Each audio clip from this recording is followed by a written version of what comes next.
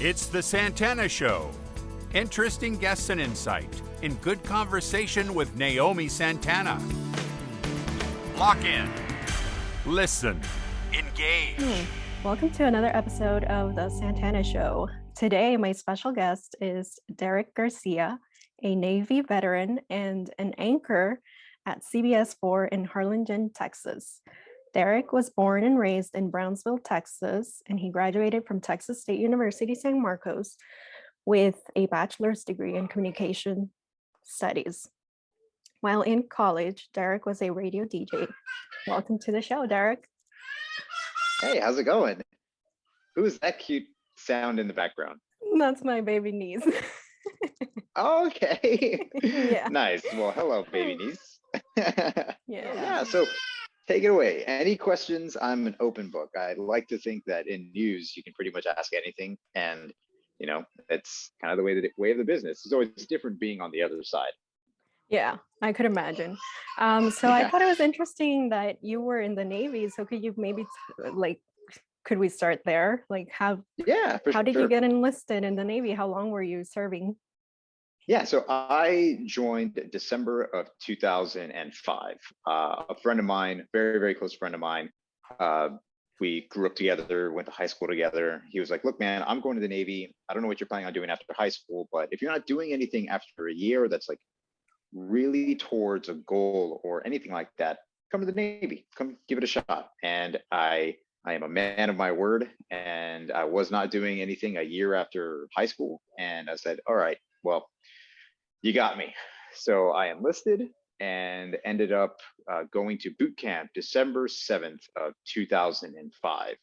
And I would not regret it at all. It was probably one of the best early life experiences and decisions I could have made to put me on a different path. Because in high school, education was not my thing. Did not really focus a whole lot in school. I wasn't a bad student.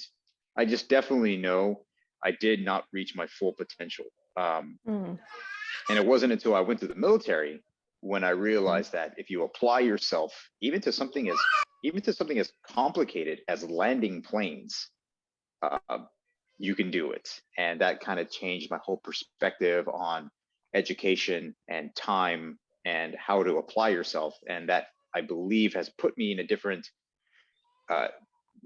place to where I'm at today, that I can say was incredibly important to where I'm at today. Wow, that's fantastic. So how did you decide and I did 4 years. Go? Oh, you did 4 years? Oh, okay. Yeah, I did 4 years. Oh, how did you decide to, go to college and start your career? Yeah, so I think it all lent itself to things that I liked when I was young and didn't think I could ever really achieve until I went to the military. And I was like, well, actually, you can really achieve whatever you apply yourself to and really dedicate yourself to. I mean, you can't, in some ways, you kind of do have to put all your eggs in one basket to achieve those big dreams. And when I went to the Navy, I was like, you know what? I do like, kind of being assertive. I do kind of have a presence to say, well, this kind of lends itself towards that kind of career, to where you do have to be aggressive. You do have to ask those tough questions. And in some ways, you kind of have to be a little abrasive. And I felt that this was a career that I had an interest when I was younger into going into. And then as I kind of connected all of the dots, it was, okay, this is for you. You can do this. You just have to apply yourself. And it was just almost cyclical, to where it was interest, application, and then putting in the effort, and then seeing it come full circle. So it was just one of those things too, where as soon as I graduated, as soon as I was getting ready to separate from the Navy and be honorably discharged, it was the question of, okay, Petty Officer Garcia, what are you going to do? And I asked, I was like, I want to be a journalist. I want to go into television and broadcasting. And it was when I got into college, that is where I applied myself 110%. I took on like 5 internships. Um, I'm very proud to say it now. I got sober in college because I realized that the time I was wasting going out and partying was really just, you know, a roadblock to my own circle of, okay, interest, application, you know, and then, putting in the effort. So that's kind of how it all started. It started when I was at Texas State University, and I was like, okay, broadcasting. I did an internship at a radio station, two internships at radio stations. I did a television kind of mock broadcast. And then very quickly, I went from the first year to being the president of it the next year. So it was just 110% is the only way you could go. And very, very quickly, I realized that if I had applied myself to this previously, maybe I wouldn't have need to have gone to the military. Maybe I didn't need to, but I'm glad I did, because once I was able to kind of start putting out those resumes, military experience, 5 internships, bachelor's degree, the offers were coming my way. And I took a job here at Action 4 News back in 2013. When I graduated from college in 2012, this job was already, ready to go for me. And it's been nonstop since 2013, and I don't see any signs of slowing down. Yeah.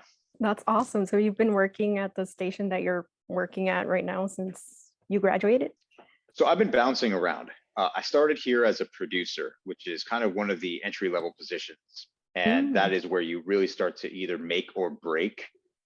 You either make it or break. That's a make it or break it kind of career, to where it's a lot of work, very, very fast pace. And if you can succeed in that, you can start, into other platforms of that. So I started here, met my girlfriend, who's now my wife.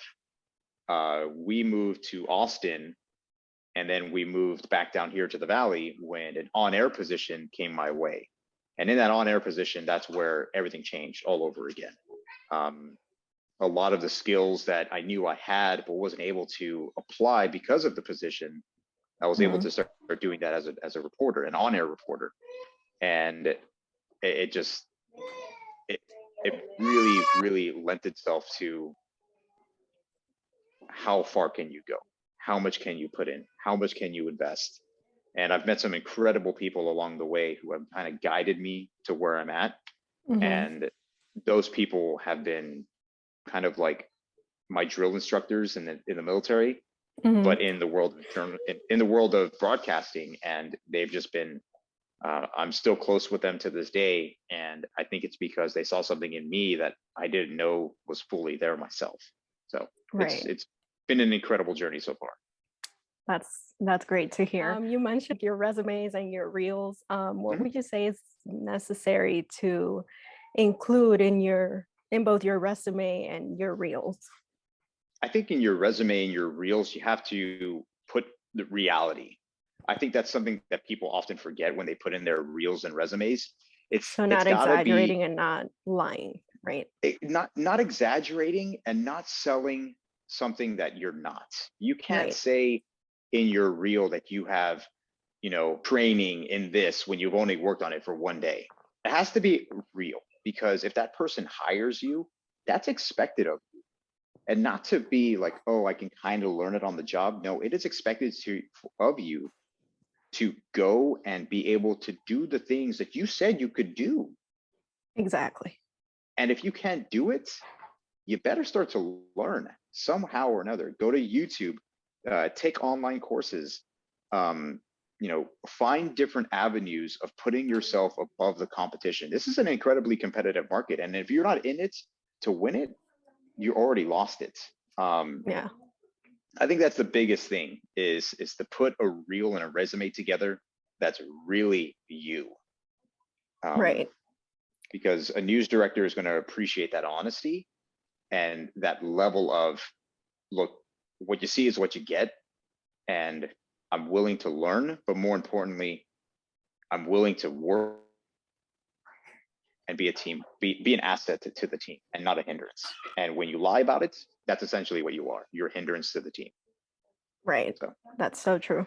How do you prepare for a newscast? Like right now, I know you're going to go do a newscast. Can you just run me through like a typical day? yeah. So I like to look at things in a very, very, practical sense. You know, you have to look at it from what people are talking about, what they're interested in, and then the part is lending